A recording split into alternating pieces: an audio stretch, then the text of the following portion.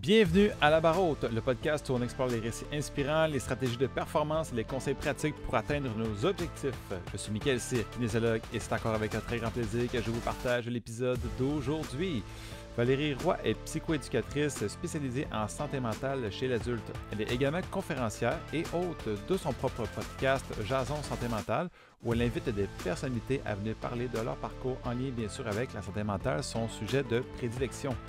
Notre discussion d'aujourd'hui portait surtout sur les performances et l'équilibre de vie. Donc, ou plutôt comment s'adapter et maintenir les exigences physiques, sociales, financières et ainsi de suite, selon le contexte. Si jamais vous le désirez, Valérie fait des consultations et des suivis en ligne et vous pouvez prendre rendez-vous sur son site valérieroypsychoéducatrice.com dans lequel vous verrez le lien dans la description. Bonne écoute!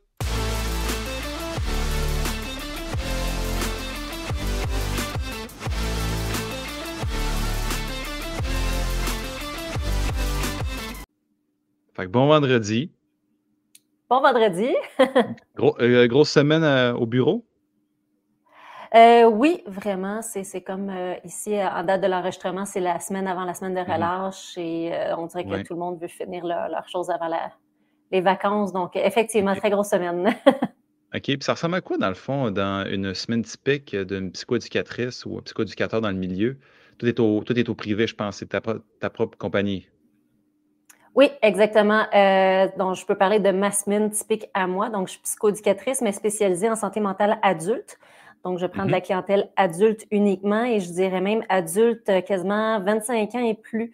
Donc, à partir de la phase développementale où ils sont autonomes et indépendants de leurs parents. Puis, dans ma pratique, je pratique uniquement par vidéoconférence. Le seul temps où je me déplace en présentiel, c'est pour l'animation de conférences, par exemple, mais sinon, les suivis cliniques aux patients sont strictement par vidéo. Puis, je me suis donné une place à peu près de 15 à 17 clients par semaine, à peu près. OK. Oui, parce que mon superviseur clinique me chicane à chaque fois, parce que quand on est en pratique privée, c'est beaucoup, parce que pour chaque client qu'on a, il y a beaucoup d'administration, de gestion d'entreprise qui est faite. Puis, je suis assez connue aussi pour mon tout autre projet connexe à la psychoéducation. Donc, souvent, ma demi-journée puis ma journée de congé est consacrée aux autres projets professionnels. OK. Puis présentement, tu dis que tu fais ça à distance. Tu es dans quel secteur présentement? Es-tu à Québec, Montréal, Sherbrooke? Je suis en Montérégie. Oui, OK. mais comme j'offre des services à distance, mes clients sont à travers le Québec, vraiment. Là. C'est bon. Oui, quand même. OK. Puis ça t'arrive-tu de faire d'autres ateliers? Est-ce que des fois tu donnes des conférences, des activités plus de groupe? C'est vraiment du one-on-one principalement? Je fais pas de suivi de groupe. Ça, c'est moins ma préférence. Toutefois, j'adore animer des conférences. Je me transforme en one-woman show, puis j'ai comme un bagage d'animation, de visite guidée en tourisme, puis c'est là que je lâche mon fou. Donc, pas plus tard que lundi prochain, en date d'enregistrement, je vais animer une conférence sur les arrêts de travail liés à la santé mentale pour le réseau La Pommeraye, donc ce qui est l'équivalent du CIUS de ma région. C'est le réseau La Pommeraye, donc pour les médecins omnipraticiens, les infirmières, tous ceux qui vont traiter les patients qui sont en arrêt de travail pour des raisons de santé mentale. Donc, je leur donne une conférence sur les bonnes pratiques puis la littérature actuelle. OK. Cool. Vraiment intéressant. Dans le fond, je vais juste faire un petit résumé aussi de pourquoi je t'avais contacté en début. Tu sais, je sais que tu étais quelqu'un quand même que j'ai découvert dans les réseaux sociaux. Tu es quand même très active dans le domaine média. Puis, tu sais, si tu avais déjà deviné un petit peu l'idée de mon podcast qui s'appelle La Barre Haute, ben, c'est un podcast dans lequel je veux juste explorer un petit peu l'expression mettre la barre haute. Puis quand on avait discuté avec les différentes périodes, sur les chats, entre autres, mais il y avait un sujet que tu m'avais suggéré que je trouvais super intéressant, qui est entre autres performance et équilibre de vie. Oui. Donc, je trouve ça super intéressant parce que des fois, ça peut arriver qu'on met trop d'emphase sur le désir de performer, puis ça peut être autant au niveau physique comme au niveau du travail aussi. Puis des fois, on a tendance à négliger un petit peu sa santé mentale et même sa santé sociale, disons. Tu sais, je pourrais donner l'exemple, tu sais, ma conjointe est enseignante justement, donc elle, quand c'est vraiment dans son gros rush, exemple, en début de session, mais là, tu sais, ou bien qu'elle a un gros projet en tête, mais elle se met corps et âme là-dessus. Ça prend une petite période, mais ça prend quand même une certaine, tu sais, c'est souvent de l'over qu'ils font. Fait que, c'est un exemple parmi tant d'autres, mais il y a plusieurs exemples qui se ressemblent aussi. Donc, est-ce que tu es prête à commencer officiellement la discussion là-dessus? Oui, absolument. C'est bon. La première question que je vais te poser, c'est plutôt qu'est-ce qui pourrait être un débordement ou un déséquilibre relié peut-être à l'accomplissement d'un objectif quelconque, que ce soit physique ou que ce soit dans d'autres sphères de la vie, mettons? Mettons, je vais partir d'un exemple clinique parce que je le sais que moi, dans ma pratique, je me définis comme étant une professionnelle assez exigeante envers ses patients. Donc, je vais essayer d'aller les pousser, puis je suis assez interventionniste. Là, par exemple, où des fois, je mets ma limite, puis qu'il y a des signes, par exemple, de déséquilibre, c'est faut regarder les objectifs qu'ils se mettent en fonction de leur état actuel. Est-ce que c'est réaliste? Qu'est-ce qui se passe dans leur vie?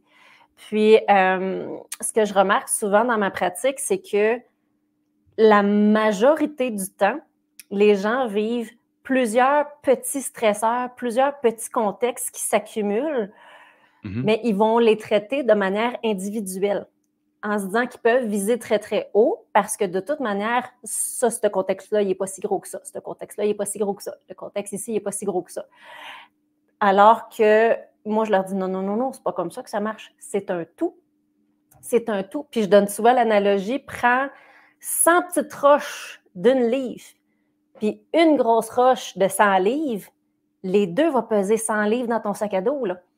Donc, si tu accumules plein d'irritants, plein de stresseurs, puis qu'après ça, tu as les mêmes attentes, les mêmes exigences que si tu n'avais rien du tout ou juste une roche, une petite roche d'une livre, bien, c'est clair que ça ne va pas fonctionner.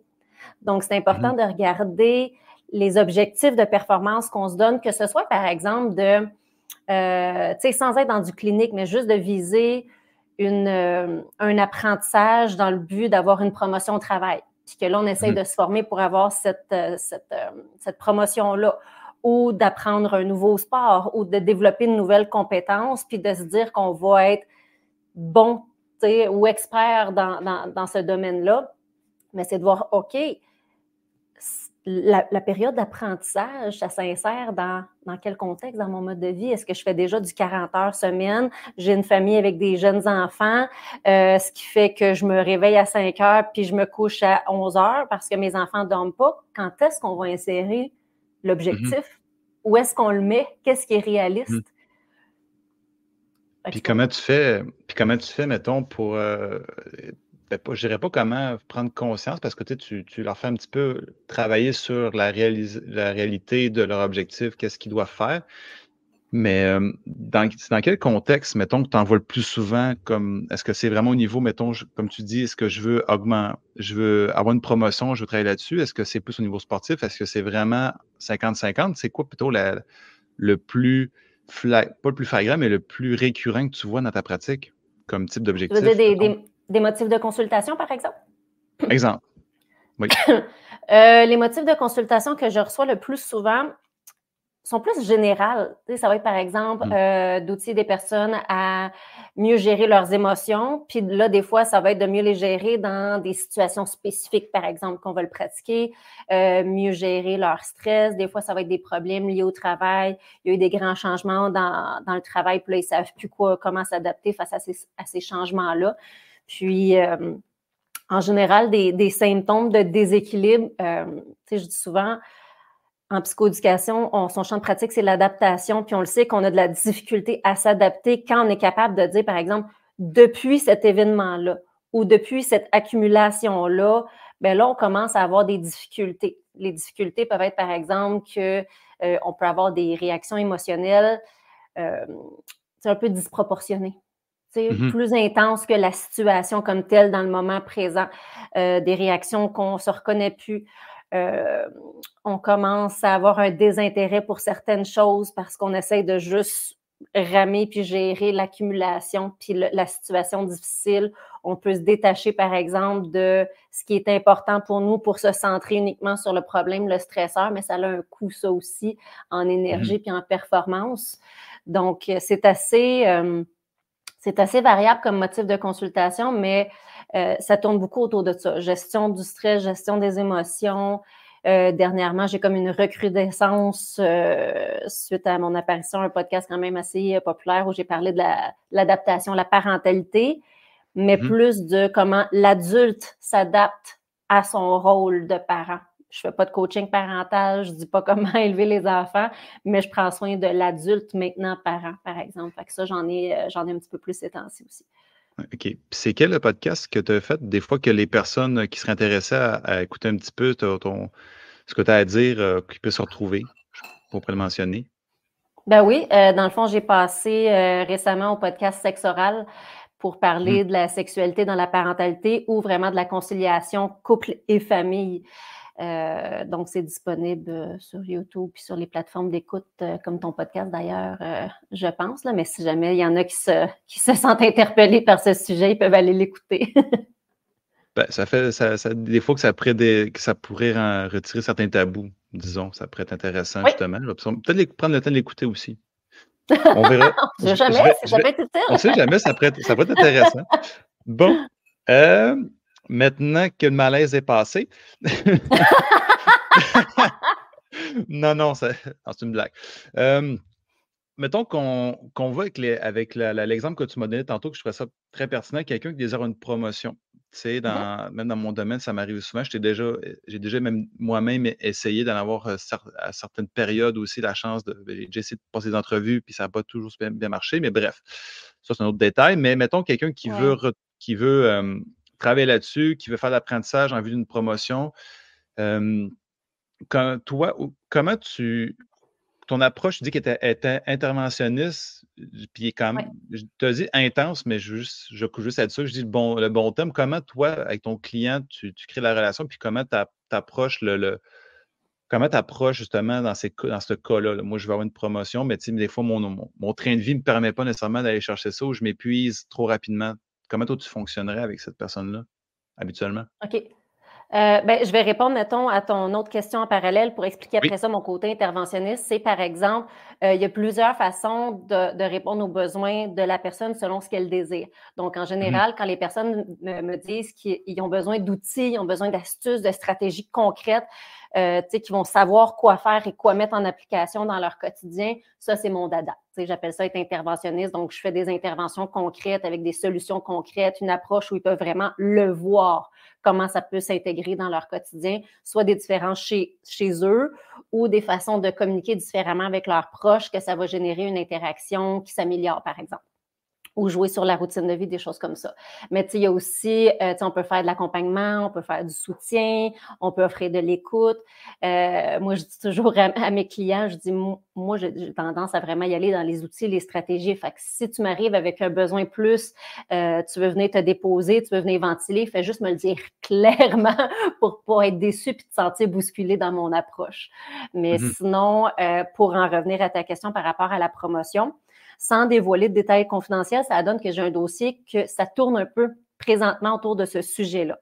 Fait que, par exemple, je vais regarder quels sont les facteurs qui font qu'il ne l'a pas déjà eu. Est-ce qu'il s'est déjà essayé et n'avait pas certaines compétences? Ce qui va plus rentrer dans mon champ de pratique, c'est, par exemple, gérer l'anxiété de monter, affronter le regard de certains collègues, la peur du jugement, la peur d'avoir l'air incompétent, comment intégrer dans sa routine de vie des périodes d'études pour faire de la formation, pour avoir les compétences pour obtenir et postuler sur la promotion. Je dis toujours que je ne peux jamais garantir qu'il va obtenir la promotion, mais on peut travailler ensemble sur les facteurs pour augmenter les probabilités, puis qu'il sache au moins qu'il semble avoir tout fait ce qui était humainement possible pour lui de l'obtenir, puis après ça, le résultat ne dépend pas de moi, par exemple. Okay. Donc, présentement, c'est ça que je fais avec une personne. Donc, on regarde, bon, OK, explique-moi c'est quoi tes sphères de vie, ton horaire typique, ta routine hebdomadaire, à quoi qu'elle ressemble. On va regarder ensemble quels sont des moments stratégiques pour les temps d'études. On va essayer, cette personne en question a fait beaucoup d'anxiété par rapport au temps d'études en raison d'expériences passées. Donc, il faut essayer de défaire cette anxiété-là dans l'ici maintenant. C'est de changer un peu sa relation par rapport à l'étude, gérer son anxiété, sa peur de l'échec. Donc, tout ça, c'est des choses qu'on peut faire pour augmenter ses chances de réussite ou au moins qu'il soit fier un peu de son processus d'application puis de tenter d'avoir la promotion. OK. Puis, tu sais, mettons dans l'exemple aussi qu'on pourrait qualifier, mettons, quelqu'un qui a les compétences, tu sais, il sait que pour l'emploi, il a regardé la fiche des compétences requises, ça va super bien, tu sais, il sait qu'il est là-dedans, mais c'est tout le temps au niveau de l'entrevue que ça fonctionne plus ou moins. Est-ce que les recommandations que tu proposes sont similaires ou c'est probablement juste du cas par cas aussi, là, probablement? Bien, c'est du cas par cas, puis il faut faire attention pour ne pas tomber dans le champ de pratique des conseillers d'orientation aussi. Mhm. Fait que des fois, je regarde, est-ce qu'il y a quelque chose par rapport à l'entrevue qui rentre dans un problème d'adaptation? Donc, des fois, c'est par exemple dans le contexte ou de manière générale, quand tu es devant une personne d'autorité, que là, tout d'un coup, l'anxiété va augmenter parce qu'il y a peur du jugement, puis il y a peur du rejet. OK, ce petit bout-là, on peut le travailler en psychoéducation, par exemple. Si j'avais une idée, puis là, je sens qu'elle est en train de partir, la coquine, c'est vendredi après-midi, ça fait ça. Ah oui, c'est ça. Effectivement. Pareil. Oui, c'est ça. On est humain. Oui, c'est ça. J'en ai une autre personne présentement aussi où on travaille un peu sa confiance en elle et la reconnaissance de ses compétences. Mais de manière générale, pas juste niché sur le travail, parce que quand c'est très, très centré sur le travail, je trouve que ça touche trop au champ pratique des conseillers d'orientation. Fait qu'on le fait de manière générale en touchant, entre autres, à cette situation-là, par exemple, d'entrevue. Mais des fois, ça peut être de voir qu'est-ce qu'elle aime, qu'est-ce qui la stimule, c'est quoi ses valeurs, c'est quoi ses passions, mais d'y aller plus dans le concret. Tu sais, qu'est-ce qui fait que tu penses avoir les compétences, par exemple, pour cet emploi-là? Comment tu me le décrirais? On peut faire des mises en situation aussi, sans que je joue à faire l'employeur, encore une fois, mais de plus dire, bon, mais entre toi puis moi, parle-moi, là, comme tu parlerais à ton ami de pourquoi tu aimerais ça, ce poste-là? Tu sais, comment tu le décrirais? Puis après ça, moi, je peux aider à reformuler, à être un petit peu plus précise, à être un petit peu plus dans des termes positifs, par exemple. Mais, tu sais, au besoin, si je sens que c'est très niché puis que c'est uniquement par rapport au travail, je peux référer un conseiller d'orientation. C'est surtout quand, par exemple, les personnes ne savent pas trop s'ils font une réorientation professionnelle. Mais s'ils savent qu'ils veulent rester à la même place, mais qu'ils veulent juste affronter, par exemple, le stress de l'entrevue, l'anxiété, la peur du jugement d'une entrevue, bien, c'est là que je peux aider à gérer ces facteurs-là, par exemple.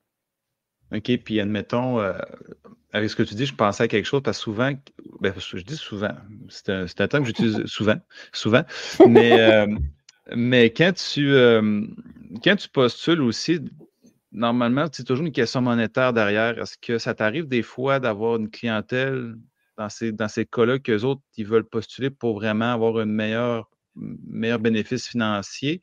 Ou, puis si ça arrive, mettons, comment tu trouves, tu sais, moi personnellement, peut-être que je considère que c'est peut-être pas la raison principale pourquoi tu devrais postuler sur un poste, mais tu sais, admettons qu'il y en a qui font ça principalement pour ça. Est-ce que ça t'arrive d'avoir une clientèle de même? Puis des fois, est-ce que tu réorientes dans ce temps-là ou comment tu procèdes dans ce temps-là pour ces personnes-là? Est-ce que ça arrive?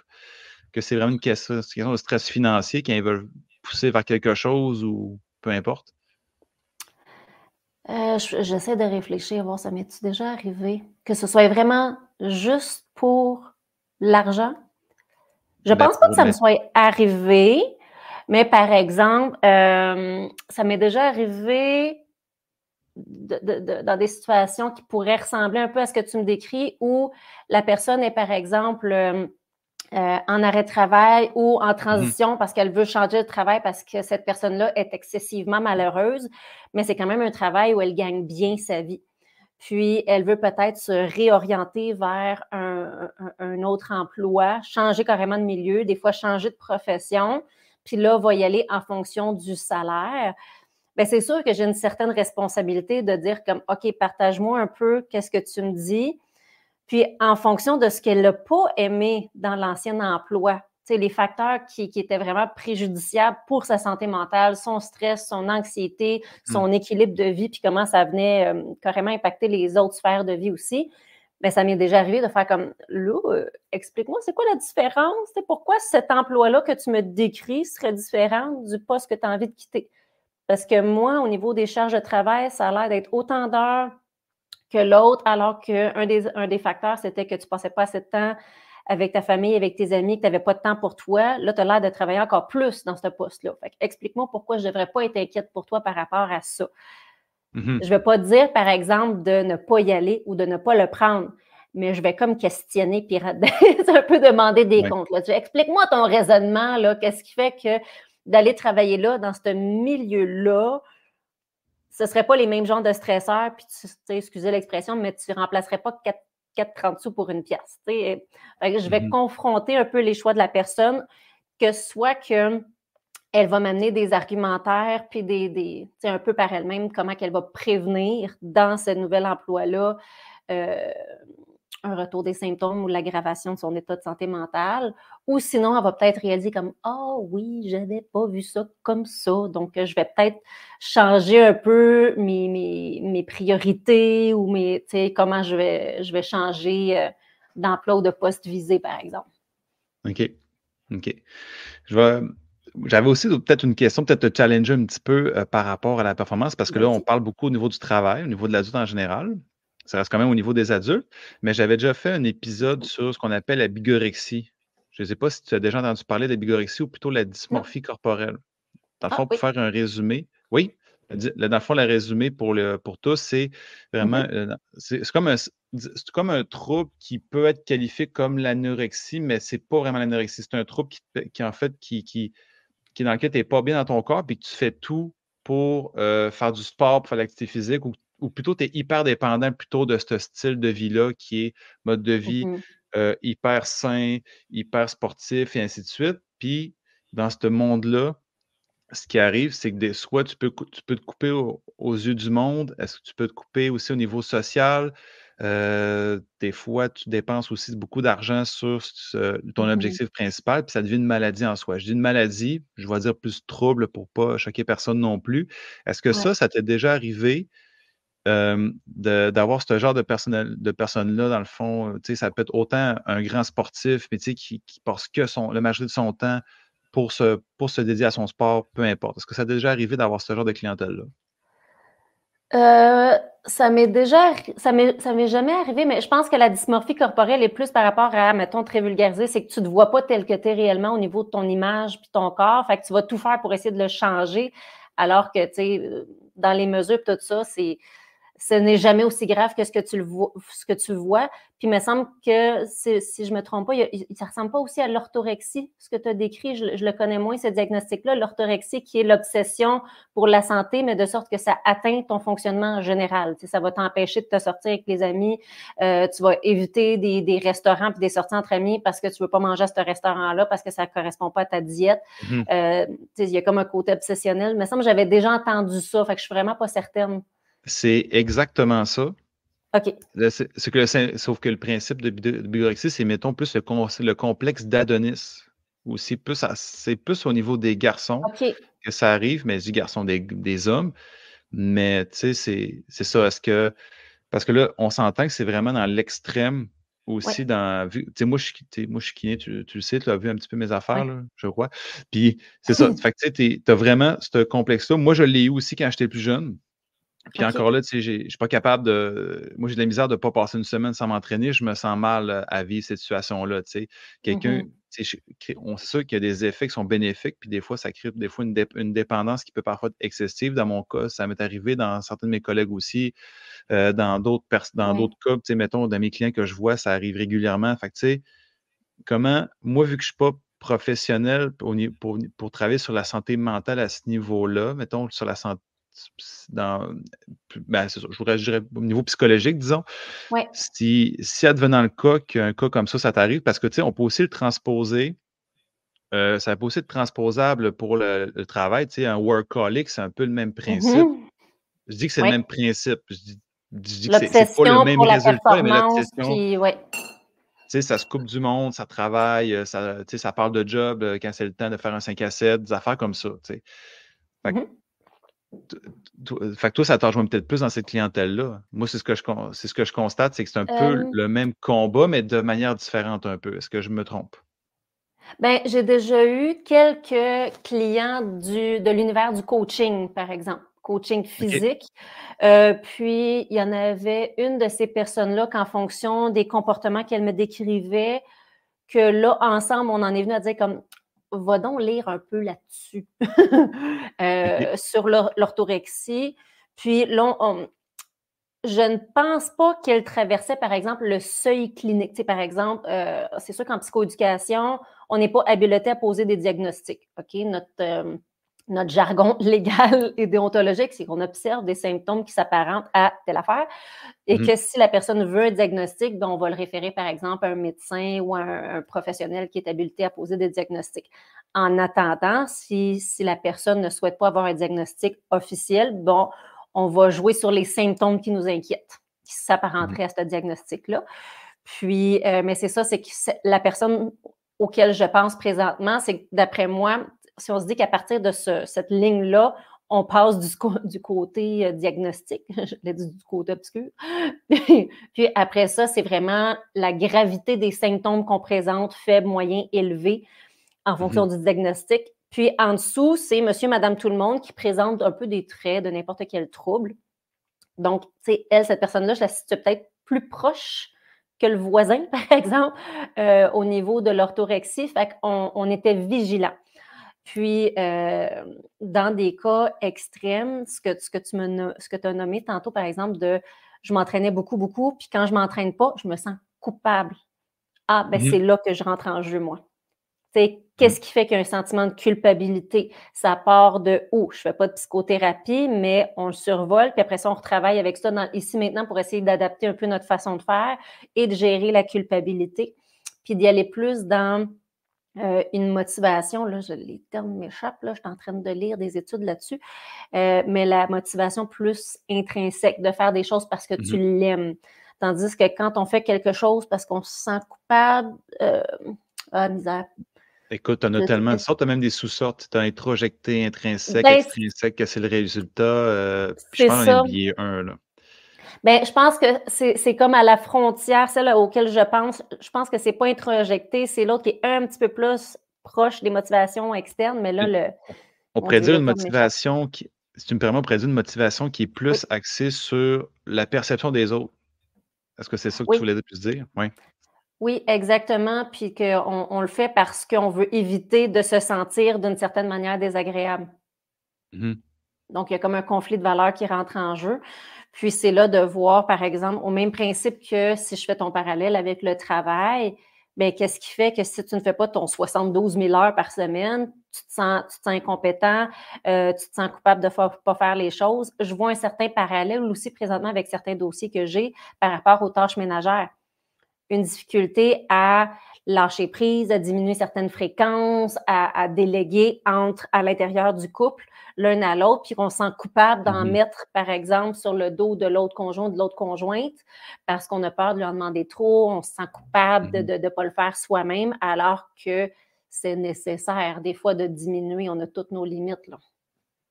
Ah, je suis d'accord, là. Je suis d'accord. Écoute, même moi, je me sens mal des fois de pas faire certaines tâches parce que ça n'a pas été fait, mais tu sais, en même temps, des fois, tu te le fais dire, mais ça dépend aussi, ça dépend tellement de facteurs. En même temps, est-ce que la personne, Mhm. elle voulait juste s'extérioriser parce qu'elle a passé une mauvaise journée, une mauvaise semaine, fait qu'elle te revient dessus, fait au final, tu sais que c'est pas tant que ça. Tu sais, c'est des affaires comme ça. Puis Ouais. l'exemple, il y a un exemple aussi, comme tu dis, là, qu'on veut trop en faire. Moi, tu sais, au niveau du travail, en plus, moi, je l'ai vécu au niveau de la COVID-19, là. Je sais pas si tu as déjà entendu parler de ça, là. C'est une vieille, vieille maladie À quoi? qui. Ouais, Je sais pas. Tu dis la rien? COVID-19. Ça Ça, non. Je sais ça a pas. été fait. Tu sais, on a eu un isolement dans ce temps-là. Non, ça te dit rien? Ah, Non, non, ah non, mais moi, ah, écoute, c'est j'habite vrai. loin, hein, fait que j'ai pas connu Ah, ça. c'est ça. J'ai pas Ah oui, puis c'est connu vrai. En plus, tu ça. fais des On consultations comprendra que je fais j'ai ouais, tu fais des du gros consultations en sarcasme plus. aussi, là. Ouais, c'est ça. Ben, tu sais, c'est sûr que si tu fais des consultations en ligne, ça paraissait moins, mais c'est correct. Pour les autres, Non, j'ai vraiment fait le virage en ligne à partir de la COVID. ouais. Mais ouais, c'est souvent ça, en fait. Non, mais je vais revenir, excuse-moi, on tergiverse, Oui. comme tu as dit, on est vendredi, hein.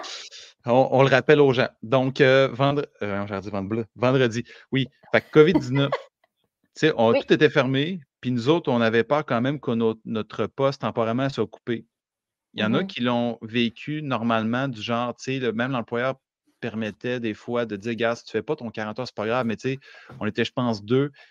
des fois, qui avait une idée puis qui voulait la travailler jusqu'à 6 heures le soir, mais tu sais, Ouais. c'est genre, ça avait plus de sens à un moment donné, puis c'est quand même beaucoup éreintant parce que veut pas, c'est une autre réalité qu'on n'est pas habitué de travailler de la maison, tu sais, vu que dans le domaine de la kinésiologie, c'est un travail de terrain Mhm. principalement. Fait Oui. que là, tu te rends compte qu'après un certain temps, c'est l'enfer ce qui se passe. Excuse-moi. OK. Donc, c'est l'enfer ce qui se passe parce qu'après ça, tu fais comme, ben là, j'aurais pu prendre ce moment-là juste pour me recentrer. Puis après ça, c'est là que tu prends en considération ce qui est arrivé. Tu sais, dans cet Ouais. cas-là, mais tu vois, là, tu crées quelque chose tu crées, mettons, un tempérament workaholic quand ça ne devrait pas être lieu. Au contraire, tu devrais prendre ce moment-là pour te recentrer.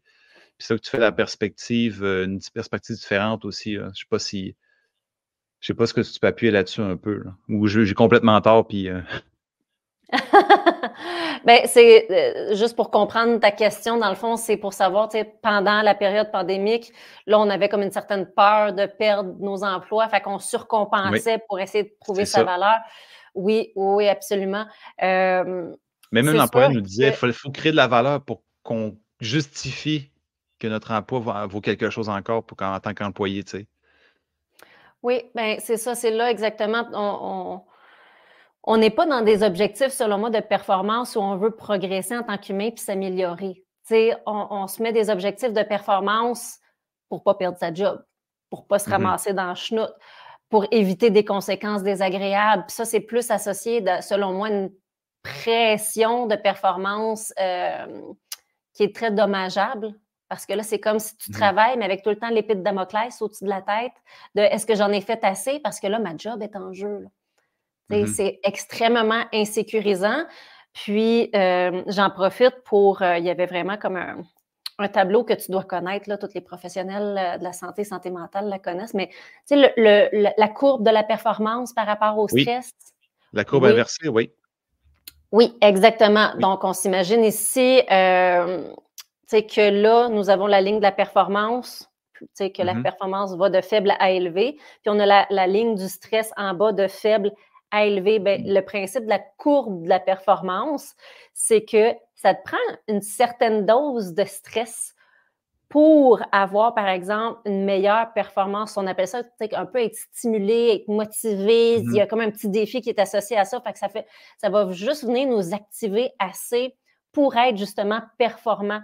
Mais à un moment donné, on arrive à un stade où le stress est tellement élevé que là, tout d'un coup, c'est ça, la courbe en U inversée. Mais là, la performance commence à diminuer plus le stress s'accumule puis commence à devenir mhm, dommageable à ce moment-là.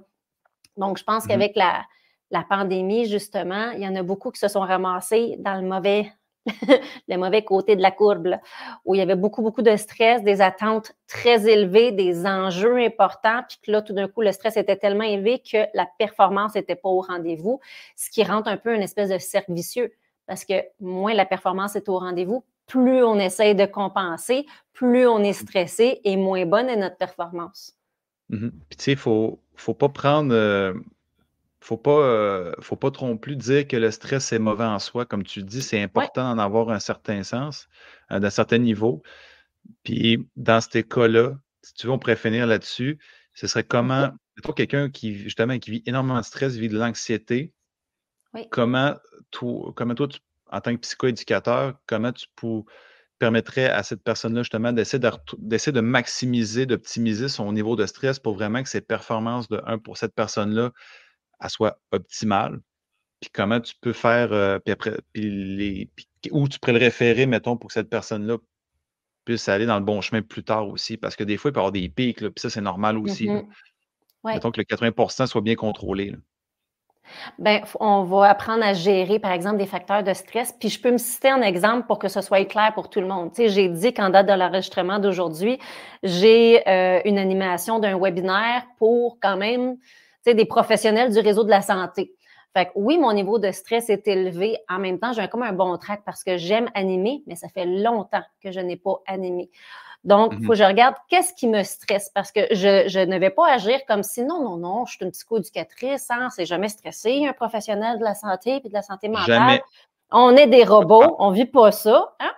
Donc, je me prépare mentalement puis je suis honnête avec moi-même. OK, à quel point cet événement-là risque de me générer du stress et de l'anxiété? Quand j'ai vu la liste d'invités, puis que ça se ramassait comme plusieurs dizaines de personnes qui étaient présentes, plusieurs professionnels, je me suis dit, je risque peut-être d'être stressée comme à un 6,5-7 parce que je connais quand même le contenu. Donc, qu'est-ce que je peux faire pour essayer de réduire ça en bas de la moitié? Qu'est-ce qui me stresse? Bon, ben, j'ai peur d'avoir le syndrome de la page blanche. OK, si ça allait arriver, qu'est-ce que je peux faire? Qu'est-ce que je peux faire pour réduire ça? Puis d'être prête. Bon, ben, je vais me prendre des notes, par exemple. Je vais me permettre de lire du contenu. J'ai des diapositives avec un petit peu plus de contenu que je peux lire au cas où. Sinon, je me permets de juste partager la diapo, puis je parle par-dessus, puis je parle du contenu, mais sans m'y référer. Mais au moins, mes notes sont là. Quoi d'autre qui me fait peur? J'ai peur que la technologie ne fonctionne pas. OK, bon, mais j'ai contacté l'organisatrice, puis je lui ai dit, est-ce qu'on peut se connecter un petit 15 minutes avant, juste pour être sûr que le partage d'écran fonctionne pour l'animation? Parfait. Quoi d'autre qui me stresse? Est-ce que j'ai peur du jugement des professionnels? Certainement. Qu'est-ce que je peux faire pour réduire ça? Bien, je peux m'assurer que mon contenu est appuyé sur de la science, des données probantes. C'est pas juste comme je sors ça de mon expérience personnelle, professionnelle. Je m'assure que je partage des bonnes informations. Et en même temps, si je n'ai pas la réponse, je le dis et je m'engage à la chercher plutôt que de dire n'importe quoi puis que quelqu'un dans la gang le sache puis me dise comme ce n'est pas la bonne réponse. Donc, c'est un peu le même principe. C'est de regarder qu'est-ce qui fait qu'on risque de tomber dans le mauvais côté de la courbe de performance en U? Qu'est-ce qui nous stresse de cette situation-là? Puis d'essayer de se faire des petits plans de match pour chacun des événements pour réduire la réponse du stress à l'interne pour se rendre ça juste assez pour nous motiver puis augmenter notre performance. Parce que je ne veux pas rendre ça plate non plus, mon animation, parce que sinon, je ne donnerai pas le meilleur de moi-même à ce moment-là. Fait qu'il faut doser, là. OK. Fait que si je comprends bien, tu prends juste un moment pour toi, tu énumères les problèmes, puis tu trouves une solution. Normalement, toi, tu recommandes quoi? 1 à 2 solutions par problème ou c'est relatif à la personne? C'est relatif à la personne, jusqu'à ce que la personne sente que le plan de match est réaliste, il est faisable, puis qu'en général, on le sait. Tu sais, quand on prend le temps d'être honnête avec soi-même, si on se trouve une solution, puis on se dit comme, est-ce que si, par exemple, j'ai un trou noir, puis que j'ai vraiment une perte de mémoire, est-ce que je sens que mes notes sont suffisantes pour m'aider? Tu sais, c'est juste des points de forme. Ah non, ça se peut que juste un mot-clé, ce soit pas suffisant pour moi si vraiment j'ai un gros trou de mémoire. OK, écris une phrase. Écris une phrase que tu peux lire. Puis après ça, une fois que tu la lis, ton stress va peut-être être baissé, puis ton cerveau va revenir, puis tu vas pouvoir continuer. Fait que c'est juste de s'écouter. Est-ce que le plan de match fait du sens? Es-tu réaliste? Je me vois-tu en train de l'appliquer dans cette situation-là, puis que ça m'aide? Oui. OK, parfait, on passe au suivant. Non, comment qu'on peut l'améliorer? Parfait. Donc, je te remercie beaucoup de ton temps. Puis je te souhaite bon succès pour ta présentation. Puis fais-toi ton expérience, fais-toi à tes connaissances, puis je suis convaincu que ça va très bien aller. Un gros merci, Michael, d'invitation. Bien, merci à toi, c'était très apprécié. Oui, pareillement, merci.